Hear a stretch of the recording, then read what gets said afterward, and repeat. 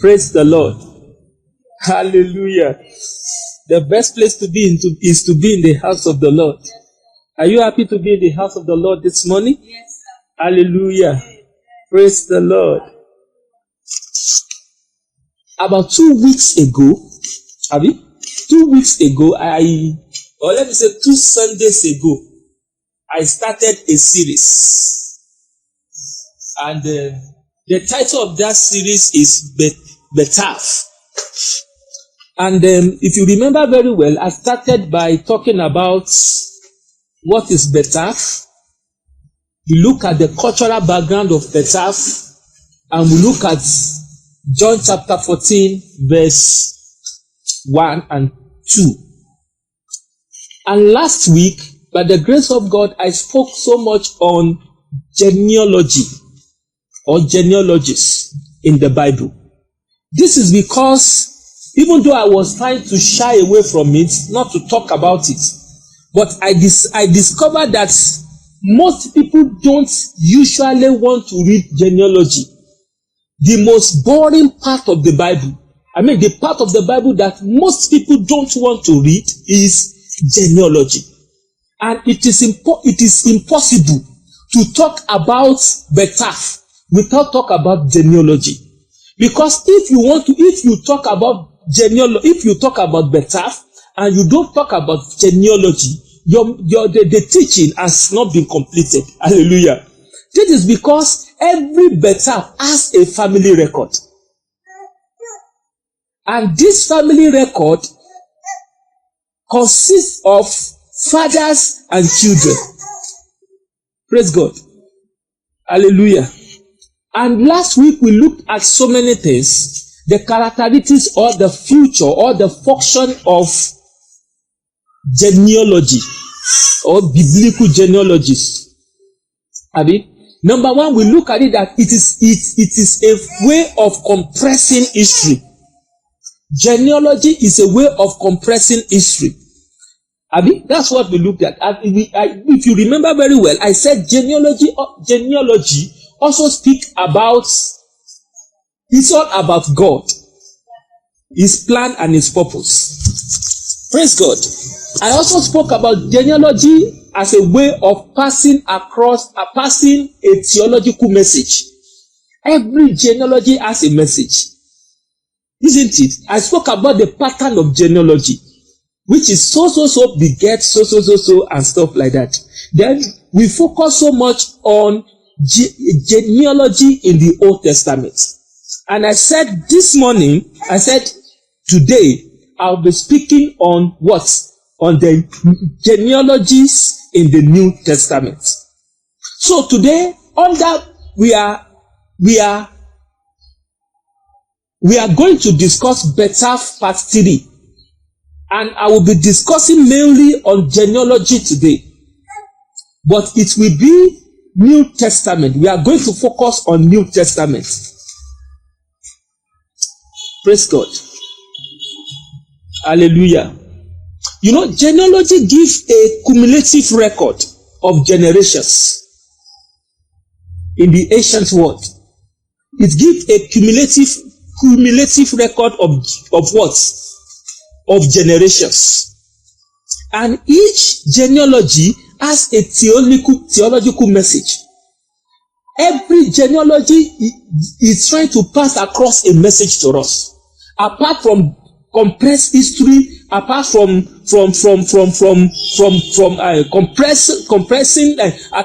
compressing history, genealogy is trying to pass across a theological message. And each genealogy has a way, each biblical genealogy has something they are about to tell you. They want to tell you something about God. They want to pass a message across to you. So if you open your Bible to genealogy in the Old Testament, like I spoke about genealogy that we have in First Chronicles. When you read the scripture was talking about so many things, and Jabez was mentioned within the genealogy. I spoke about it last week. So you will know that the author is trying to pass across a critical message to us. Are you getting it? Praise God. So the author, we list name, or the author will try to list different names, arrange different names in order to pass across intended message without obstructing or destroying the lineage. Are you getting my message? The author that is giving you genealogy in the Bible, or the genealogy, every genealogy that we have in the Bible is to pass across a message. And each name in the genealogical record was arranged or is arranged in a way to pass across a message. So it is possible for the author, different author, to be using the same genealogy. Are you getting it? But they are using it, you will discover that they are using it differently in order to pass across different message. So you may see similar names in two different genealogies, but the focus, the message they are passing across are totally different. If you are getting it this one, shout hallelujah. Praise the Lord. Praise the Lord. So the author will choose name, leave some name in order to get that message across to you. That is why when you read genealogy that you have in the book of Matthew, you will discover that there are only 42 to 45 people. The one you have in Luke is almost 70 something, is almost 57. Yeah, 57 names. Two different things. It's because the message, the focus is different. So I want you, are you getting this? So in the New Testament, in the Old Testament, we have about 25 genealogies. In the New Testament, we have two major genealogies. We have one in the book of Matthew, and we have one in the what? In the book of Luke. Praise the Lord. Even though we have similarities, we have words. We have words in the New Testament, we have words, we have phrases in the New Testament that express, that gives you a sense of genealogy or linking Jesus to an ancestry tree. But you must also discover that it is not complete. Are you getting me this morning? Like if you read Jesus, the son of David, we have it several times in the Bible. Abi, you will look at it as messianic title. Yes, you are correct. But at the same time, it is not only a messianic title, it is also linking Jesus to David. It is also linking Jesus to David, who was a king. So it's simply saying that Jesus came from what? From a royal lineage, a royal family. Are you getting something this morning? Praise God. Hallelujah. The Lord is helping us. So, now let me give you a sample. When you read Revelation chapter 5 verse 5. Read Revelation chapter 5 verse 5. The scripture, the elder told John, he said, do not weep, because the Lion of the tribe of Judah. Abi, read for me. Let's read it. The Lion of the tribe of Judah, and one of the elders saith unto me, weep not. Behold, now the Lion of the tribe of Judah, the root. Now you will discover that he's trying to say something. Well, I told you when I started this message that Jewish man is linked to a Bethaph. Abi, is linked to what again? Remember now, I said that is linked to the clan, and it is linked to tribe, and that person is linked to the nation. But the three basic is the Bethaph, the father's house, what again? The clan and the tribe. So when the scriptures in Revelation chapter 5, naturally, or when you look at it literally, when you say Jesus is the Lion of the tribe of Judah, He's telling you something. That Jesus came from the line of the what? From the tribe of Judah. Abi? He's a king, we know that. But literally, he's trying to pass across to you that this is a royalty, this is a Messiah, this is a king. But at the same time, who came from the tribe of Judah? I am not preaching on Revelation today. I'm not preaching. I'm just trying to explain something. He now said the root of Jesse. Now, when you see the word root of Jesse, we read it last week in book of Isaiah. That a rod will do what? He said a rod will come out of Jesse's family. That is Isaiah chapter 11 verse 1. So he's just returning to it, just trying to say that Jesus came from David's family. David came from where? From Judah. Are you getting something? Now, we have something like this. We have phrases like this. We have little words like this. That show the genealogy, or that prove that Jesus belonged to a family, to a tribe, and to a lineage. Even though he's trying to pass across a messianic title, but literally he's also trying to trace Jesus to David and to Judah. And this is because a Messiah that was promised in the Old Testament must come from what? From where? From Judah and from David's lineage. Are you getting something? Now, when you read again, I want you to read Romans chapter 1. I'm trying to lay a foundation for today's message. Romans chapter 1, verse 3. Romans chapter 1, verse 3. When we read Romans chapter 1, verse 3, Romans chapter 1, verse 3, it is now, concerning, Paul was the one speaking here, concerning his son, Jesus Christ our Lord. Now, he was made from the seed of David. So, according to the flesh simply means according to him, according to his human origin, according to his physical origin. We can trace him to what? To who? To David. If Jesus is not traceable to David, he's not a king. He's not a Messiah. His messiahship cannot be acceptable. Are you getting something? When you read it from when you read it from NIV, praise the Lord. When you read it from NIV, the scripture says that verse 3 says, regarding his son, who as of his human nature was a descendant of what? A descendant of who? Of David. Are you getting something? Hallelujah. Praise God. Now, when you read, I want us to read one scripture more. I want us to read one scripture more.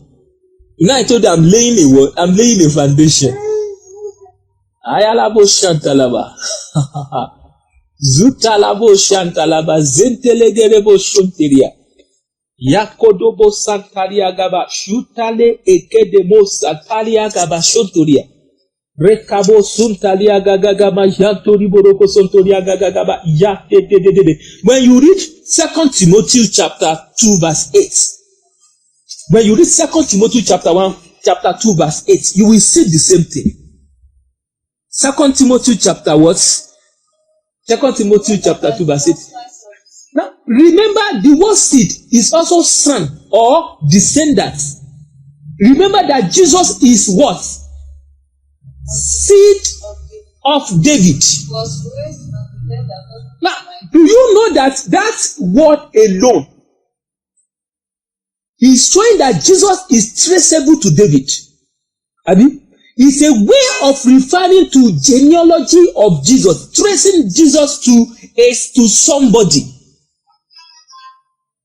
So even though we have two major genealogies in the Bible, but we also have phrases, words that give you the idea of Jesus belonging to a family, coming from a family. Jesus did not just appear in heaven. Praise God. Maybe one day I will discuss this man. I will discuss Melchizedek. And we will look at it. Why is it that the scripture says he has no family record? And why is it that Jesus was like the priesthood of Jesus was in order of Melchizedek, not the order of Aaron? When we are discussing the priesthood, I will discuss that, but not today. So that won't take our attention. So are you getting something? So even though we don't have, this is the genealogy of this, the genealogy of this, and clinical like this, we have some things that give you the hints of how you can trace Jesus. You can trace Jesus to somebody. Jesus is traceable to David. He must be traceable to David. If he will be the heir of who? If he will be correct heir to the throne of David. So he must come from what? From where? From the throne of David. Praise the Lord. But I'm just trying to lay a foundation. Today's message is divided into two. I am trusting God that God will help us to complete the two, if time permits us. So we are going to, by the grace of God, to look at the major genealogies that we have in the Bible, the one that we have in the book of Matthew, and the one that we have in Luke, book of Luke. We will look at the similarities between them. That's the first part. The differences between them. That's the first part. The second part of this message, by the grace of God, we are going to look at the book of Matthew, the genealogy that we have in the book of Matthew. And we are going to use the 6 characteristics that we discussed last week to explain, to bring out the message that Matthew was trying to pass across to us. Are you blessed this morning? I hope you are getting my message. I hope it's not too it's clear enough, isn't it? Praise God.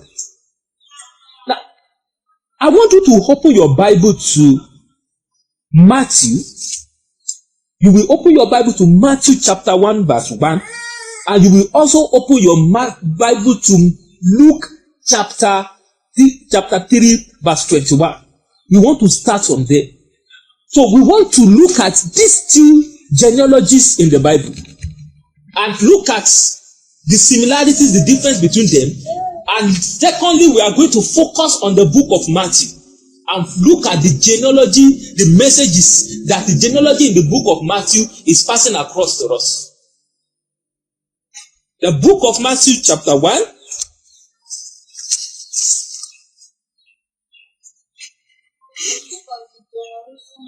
Now you have generation of Jesus Christ, the son of David. I have the book in my translation. I have a record of the genealogy of Jesus Christ, the son of David, the son of what? Abraham. Now go to Luke. Read Luke chapter 1 verse 21. Chapter 3 verse 21. Now, chapter 3 verse 20 what? Read 22. Let me go there.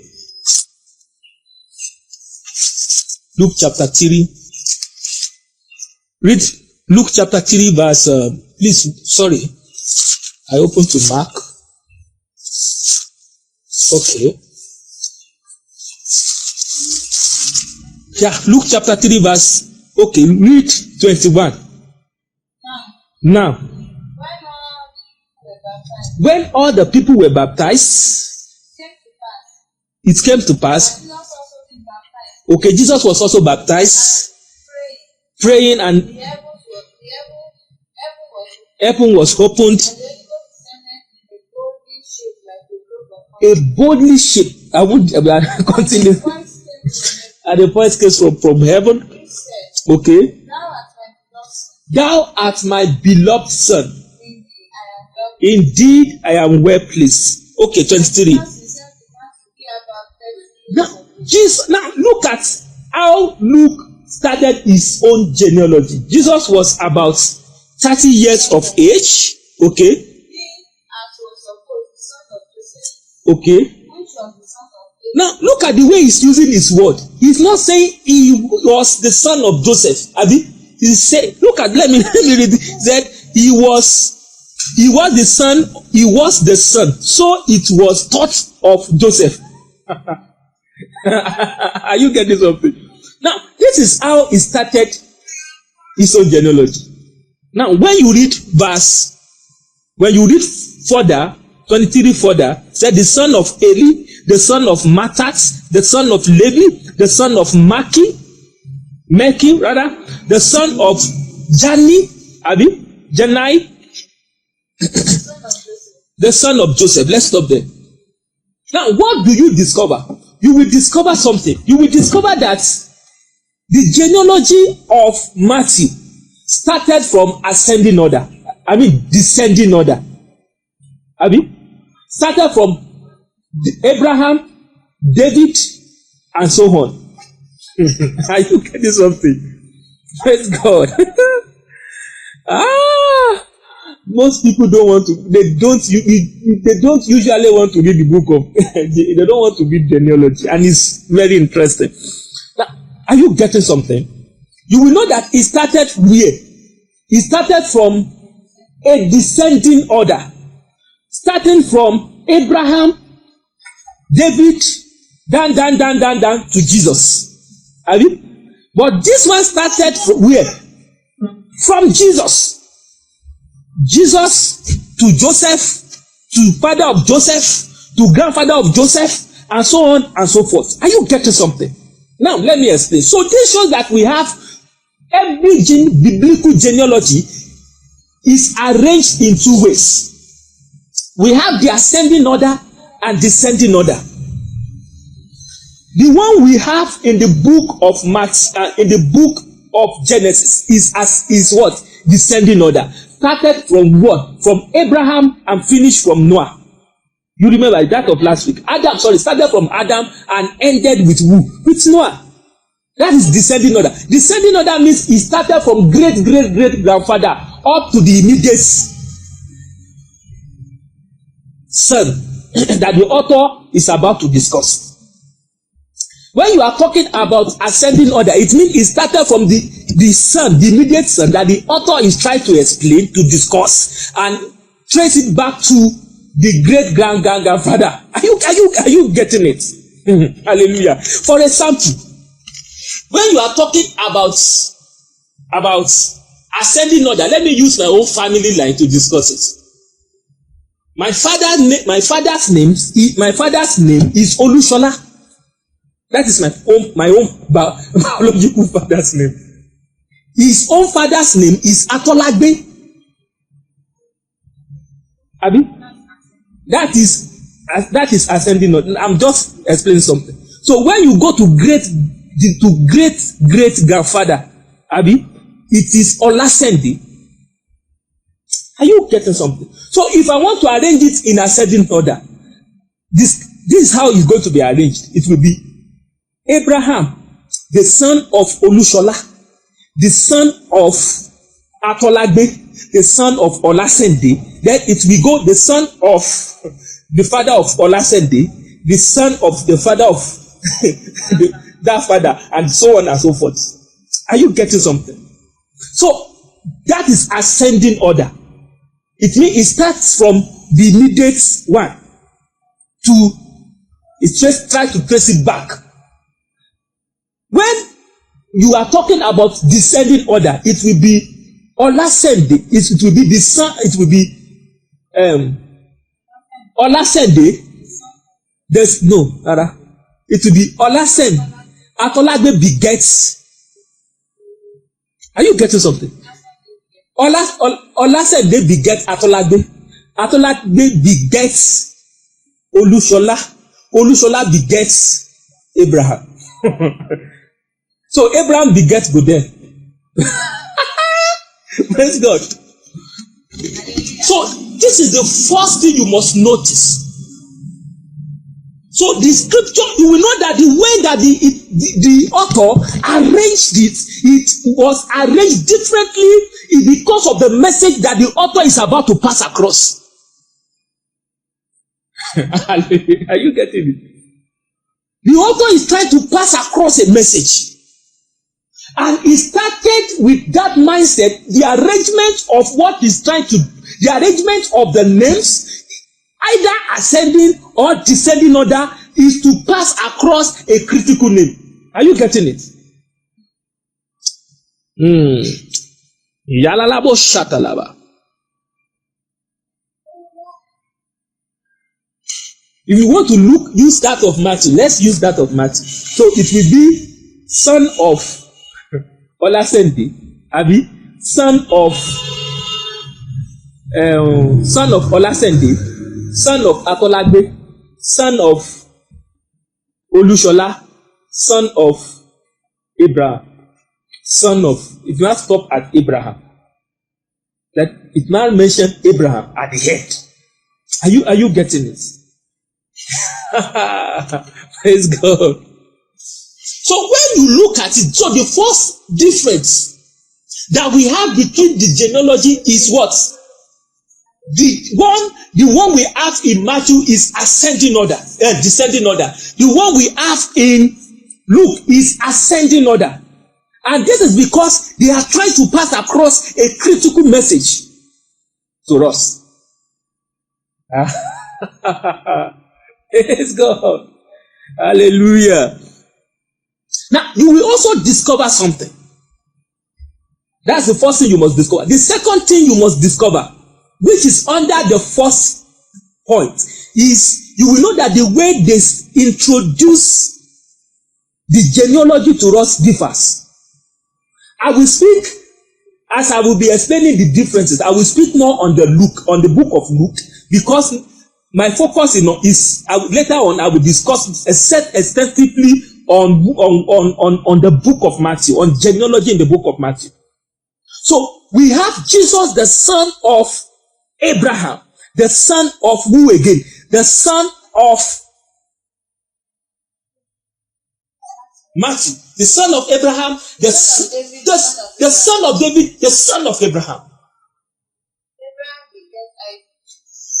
Now, are you getting something? So you will know that what we have there is different from what we have there. The book of Luke started with baptism of Jesus. I won't discuss that yet. Started interesting. It started with Jesus himself was about 30 years. That's the way he started his own genealogy. Jesus himself was about 30 years. And he went further by saying he was, and when he began his ministry, he was the son, so he was the son, so it was taught of Joseph. Now, do you know that when you want to trace this word was about 30 years, naturally you will think that he's talking about Jesus was 30 years when he started ministry. When he started ministry, Jesus was 30 years. I mean, do you think what he was trying to say is that? No. He was trying to give you the overview of this genealogy. He was trying to use 30, the age of Jesus at that time, to pass across a critical message. Do you know he was not saying Jesus was exactly 30 years of age? When you read the word about, it's not giving you the exact age of Jesus. Maybe Jesus was 29 years going to 30. We don't know. Maybe Jesus was 31 or 35 or 39, but it was between the age of 29 to 30 something. Praise God. But the author was trying to pass across a message to us. Do you know in the Bible?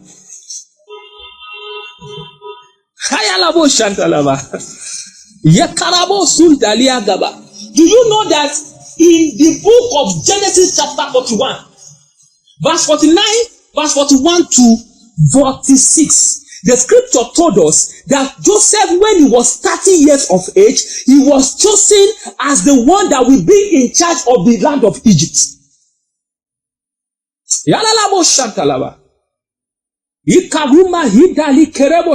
Are you getting something? I am trying to trace the word 30.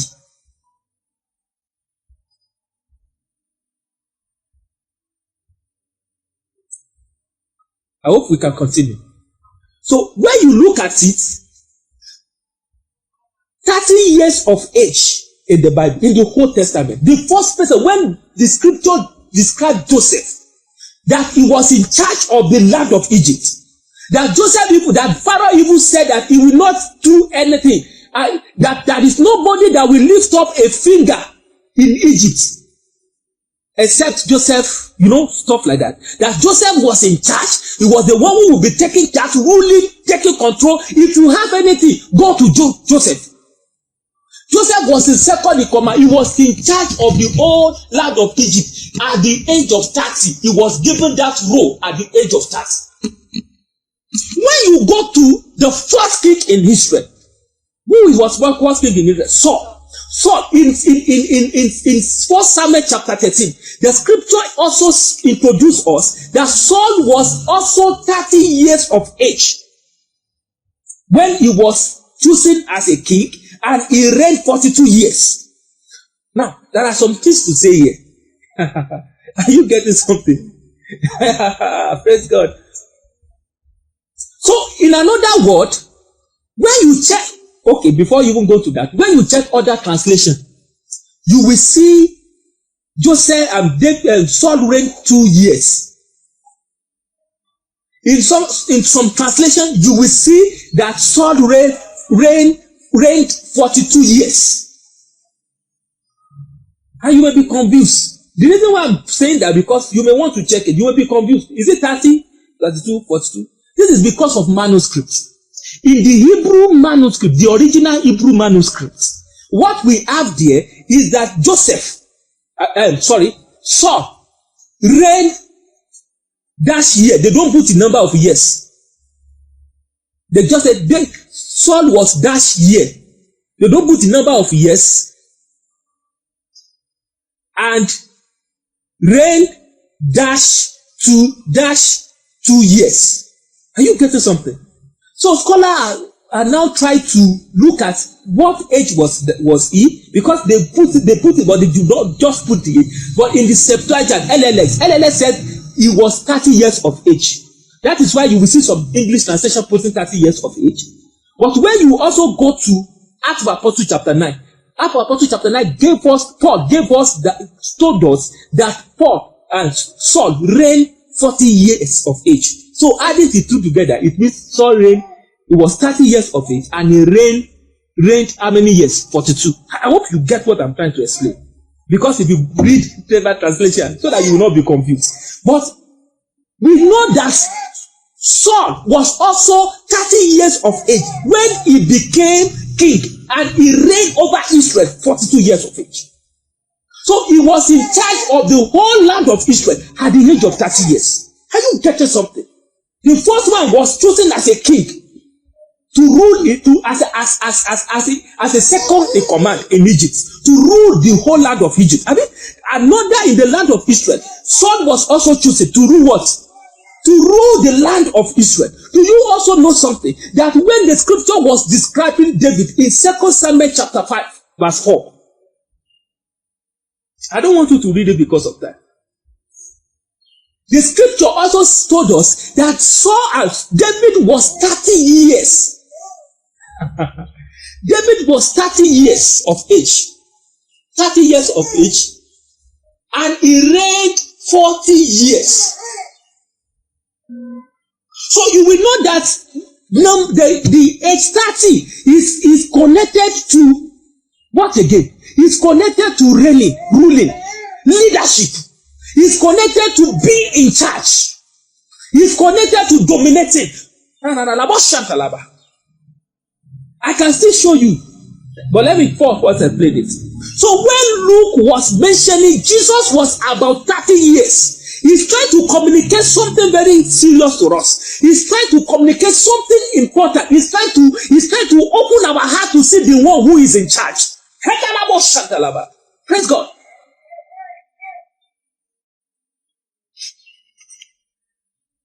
So by saying that, in Luke chapter 3 verse 20, 23. By saying that now Jesus himself was about 30 years of age, he's trying to echo that this one is the man that God has put in charge of the heart. The one that is in charge of the universe is Jesus. The one that, oh God, Yalabo Shatalaba. You know, I told, there was a time I was teaching on baptism of Jesus. You remember? In our last episode. And I was saying baptism of Jesus is also a coronation of the kingship of Jesus. You remember? So he's trying to say, look, this is also saying just as David was 30 years of age and he was committed to reign and rule in Israel. So also this one, Jesus has been committed as the king of the universe. That is why you see that his genealogy did not end it did not end with Abraham or start with Abraham or end with Abraham. The genealogy of Luke ended with Adam and God. This is simply me saying that, look, as God has placed Adam as the king of the universe, as God has charged Adam and put Adam in charge of the universe, he's simply saying that, look, this Jesus has also been put in charge of what? Of the universe. So we can say that the focus of this man is trying to say this genealogy you are about to read is saying that Jesus is a judge. Sincerely, I am not saying that I don't want to spend more time on this genealogy. Are you getting something? So as you should always is reminding you who is in charge. The king of the universe is Jesus. Devil is not in charge. Principalities is not in charge. In fact, permit me to say the president of Nigeria is not in charge. The king of Ife is not in charge. The one that is in charge is Jesus. That is what this genealogy is saying. At that time, do you know that the emperor was ruling? But he's simply saying in a way that emperor was not in charge.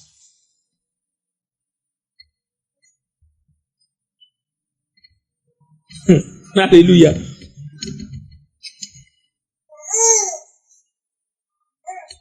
So hallelujah, do you know that he also spoke about the ministry of Jesus?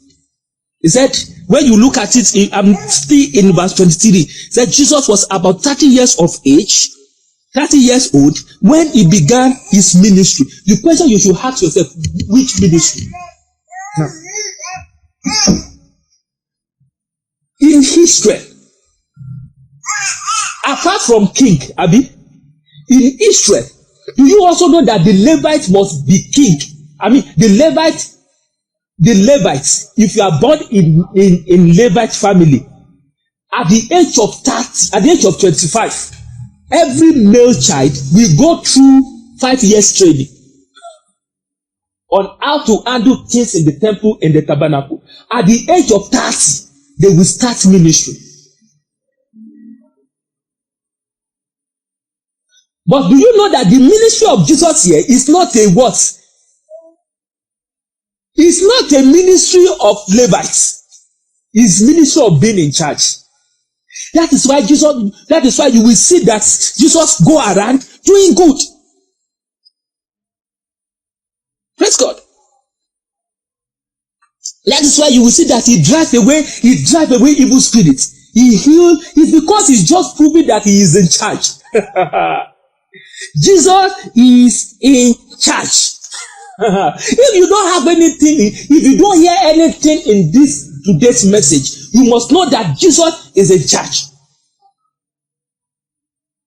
If you don't remember anything in today's message, remember that who is in charge? Jesus. Praise God. Do you know that in Greek culture at that time, before you can start public ministry, you must be 30 years and above. So the public ministry that Jesus was doing is not the ministry of being in the temple. It's not the ministry of what? It's not the ministry of being in the temple. It's not the ministry of, how should I even say it? It's not the ministry of sacrifices. It's the ministry of being in charge. That is why you will know that even when he was sleeping and storm came, do you know that when the storm was disturbing and the disciple disciple went to him and they wake him up. Do you know what he said? He rebuked the storm to prove that he was in charge. You don't know that story? To prove that he was in what? He was in charge. Do you know that even when you read the way Jesus died, do you know that he was the one who laid down his life, not because he was in charge. Nobody forced him to lay down his life. When they came to, they want to arrest him, he said, who are you looking for? They fell down. When Peter brought sword, one of the disciples brought sword and caught the ear of one of the disciples. He told him, he said, I can beckon on 12 legion. Do you know the multiplication of 12 legion? A legion is between 3,000 to 6,000 soldiers. That is a legion. So 12,000, multiply it by what? More than 12 legion. But let's stop at least 12 legion. So 12 times, let's pick the smallest one. 12 times 3,600. That is that's how many soldiers. That is 12. Praise God. So just to prove that, do you know that even the way the scripture describes his death is to prove that he's in charge. When Lazarus died for how many years? For 4 days.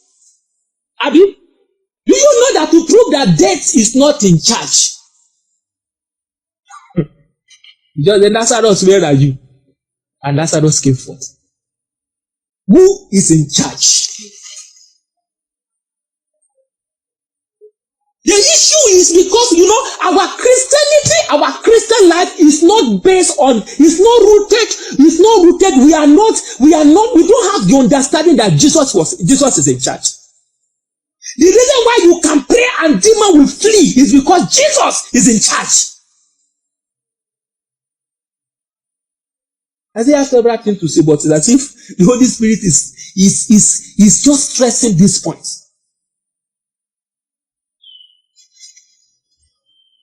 Do you know that do you know that even when he was on the cross, you remember, and the thief, the one thief just told him and he speak about Jesus, you know, he spoke something, and Jesus said, today you will meet me in paradise. Who is in charge? He is sure that death was not. Do you know that the scripture even said, death, oh, where is your sting? The scripture says he collected key. So who is in charge? Who owns the key of life and death? Jesus. Do you know when he walks on water, who is in charge? The issue is we don't know who is in charge. We live our life as if God is not in charge. You know, when we pray, we don't pray with the consciousness of understanding that Jesus is in charge. How should we continue? But our time is fasting. Who is in charge? Who is in charge? Jesus. Who is in charge? Jesus. Then who is not in charge? Yes, sir. Principalities in charge. You know, I wanted to share something with my wife. Let me share with you now. Hallelujah. When you read scripture, the scripture says our struggle is not with flesh and water and blood. That is Ephesians chapter 2 and chapter 6 verse 10. Say, but with principalities, power, spirit of the air and stuff like that. About 4 to 5 of different categories of demons. Praise God. But when you also read the scripture said Jesus has been given a name that is above every other name. Have you? Name every name. Do you now know that in the same Ephesians, the scripture says we are seated with Christ in the place of authority, far above principalities and powers. Are you getting something? Yes. It means you are above because God is in charge. You are seated with Jesus. You should be in charge. Yes. Devil is not in charge of your home. So don't give devil. That is what the scripture says. Don't give devil a space. Devil will want to prove as if he's in charge. You must tell him, devil, you are not in charge. Do you know the reason why Jesus gave us authority is to show that he is in charge. Oh my God, who is in charge? Jesus. Go with the consciousness that Jesus is in charge. Who is in charge of your finance? Jesus. Who is in charge of your marriage? Jesus. Who is in charge of your home? Jesus. Who is in charge of your business? Jesus. Who is in charge of your life? Jesus. Jesus is in charge. Oh my God. He's in charge. Do you know the reason Yalabo Shantalaba? Ika Yaturiaka Makontoroko Zatalia Kabakushadara. Ike de Musantaria Akushatada Oko Kagaga Makadede Eketeria Gaba. Coronavirus is not in charge. You wonder why you know the scripture says something. Psalm 124. He said, if the Lord is not on our side, he said the enemy wanted to do a lot of things in your life. The reason why they were not permitted to do it, the reason why they cannot do anything is because they are not in charge. If the enemy is in charge, he will be pushing you all around, pushing you to and fro. Devil can camouflage, can behave as if he's in charge. But I am telling you today, he's not in charge. Over your head, devil is not in charge. Over your finance, devil is not in charge. Over your home, devil is not in charge. Over the affairs of this country, devil is not in charge. He may brag and believe and make you believe as if he's in charge. Do you know the scripture says even that the devil, the kingdom of darkness, they appear as kingdom of light in order to deceive. Praise God. In order to deceive. So devil may want to appear as if he's in charge, but he's not in charge. He's not in charge. He's not in charge. Devil is not in charge. Devil is not in charge. Devil is not in charge. Can you speak in tongue in 1 minute? Devil is not in charge. Jesus is in charge. Jesus is in charge. Yetelemo shantalabaraba. Yakunderi kebo shatalabaraba. Yanturi gegege mo santalabaraba. Gasunderi gegege ma yatalaba shuntaria. Ikayatoriaka ma yatoriaga ma yatiri gegege. Yetelemo shatalaba. Ikayaturiaga gaba. In Jesus' name we have prayed. It's as if we should continue. Oh God. You know, I will stop here. I will stop here. But Jesus is what? I want you to go home with the assurance that Jesus is in charge. Yes, sir. That is why he told us that in my name. You don't know the meaning. Because I am in charge. In my name. Should we read it? Let's go to Mark and stop with it. Mark 16. You see, if you have this, if you allow this understanding, if you are rooted in this understanding, do you know deliverance will be easy? Because devil is not in charge. In fact, our role is to prove that devil is not in charge. Yakalabo Sontoria. Hey, Rekemo Santalaba. You know, several scriptures just coming to my spirit. Rekamo Sateria Ikayadaba. Ukara kontoria gagaba. Yetelemo suntaria gagababa. Yaturia akashatoria gege. Italiama satoria. Read for me, Mark chapter 16. And this sign, do you know it's a sign? It's not a proof that you are, it's not, this sign is not proving that that you believe, that you give your life to Christ. Okay, maybe you should read it before I even comment. And this, yeah, oh God. So it's a sign. It's a sign, means it's a proof. In my name. Look, it's not, oh God, do you know, have I treated the phrase in my name? We don't understand. When do you know it's the same thing that he was telling the devil, that when you pray in my name, but we don't understand praying in the name of Jesus. We think that praying in the name of Jesus simply means start your prayer in Jesus' name and end it in Jesus' name. That is not the meaning.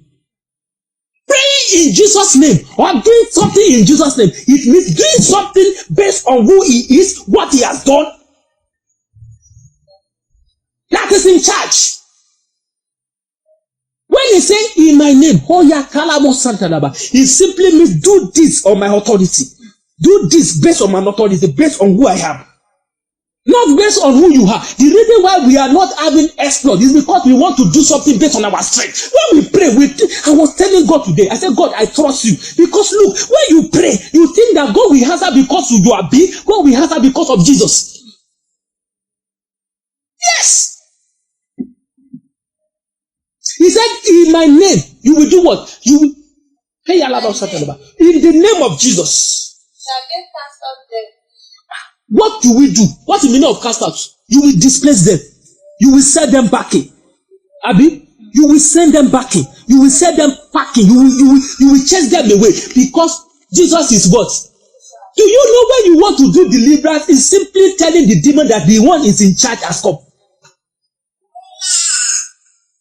Devil is not the most powerful agent in the world.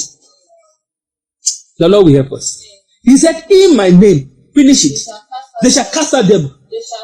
They shall speak with new tongues. They shall take up serpents. And if they drink any deadly thing, it shall not hurt them. Do you know this is what we should do because he's in charge? Abi, this is what we should. This is to be a normal Christian life. It is not because you are a pastor.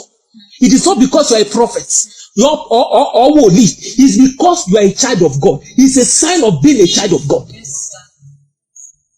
So it is not a specialty. Every child of God should be able to do what? To cast out demons. Because God, Jesus, is in charge. He's in charge.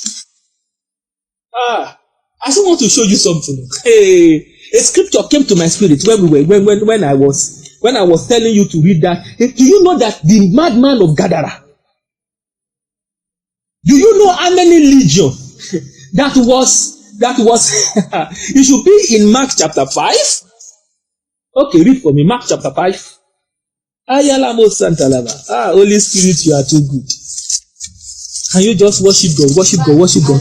Okay, Mark chapter 5 from verse 6. Look, do you know this is a man who has been a terror in this environment. When you go to some Greek word that was used, the way the Greek word described this man, he described this man as a terror.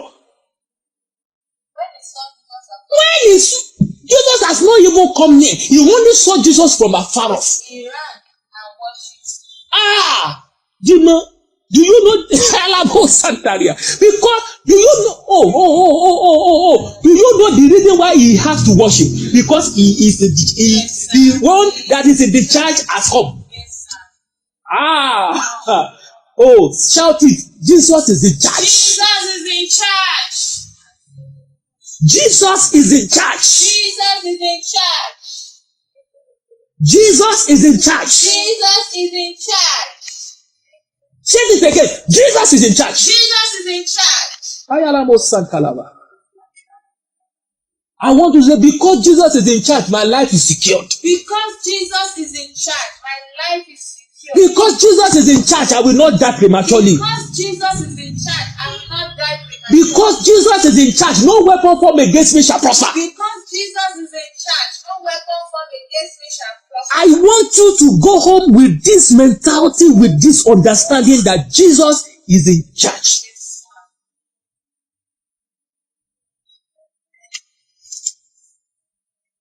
Praise God. hallelujah. I want you to go home with this mentality that Jesus is in charge. Yes, sir. That thing that is making you to be afraid, relax. Jesus is in charge. Yes, sir. When you say Jesus is in charge, it means that everything is his order is control. Yes, sir. Should we finish it and then we will pray? I cry with a loud voice. Now, Bible said he did what was the first thing he did? He bowed down. Something forced him to bow down. Do you know the reason why he has to bow down? King has come. The one in charge has come. People recognize Jesus. That is why when they see Jesus, the way the scripture describe the event, when they see Jesus at that, they will scream. They will scream. Son of David, it simply means king. The son of God, it simply means king. Lord, God, the one in charge has come. Do you know the reason why no weapon formed against you shall prosper is because Jesus is in charge. Please finish it. He cried with a loud voice and said, what have I to do with you? Baba, what have I to do with you? Why have you come here, Jesus? Thou son of the Most High. Do you know that the devil recognized the deity, the kingship of Jesus? I adjure thee by God. How do you think that everybody in the environment, everybody in the environment, how do you think the disciple will be? This is a man that this man was sleeping in a tomb. I don't have time to discuss the tomb of Israel at that time. That a tomb that must the tomb that must contact some of the tomb contain several bones of people that have died for centuries. I don't know how that man managed to sleep in a tomb. If you go outside, how will you feel? If even during the day, if Marco take you across graveyard, you will feel somehow. How much sleeping inside the grave itself in the midnight? You know that the demon that was battling with the life of that man is not an ordinary demon. Oh, deep. No wonder when Jesus asked him what continue.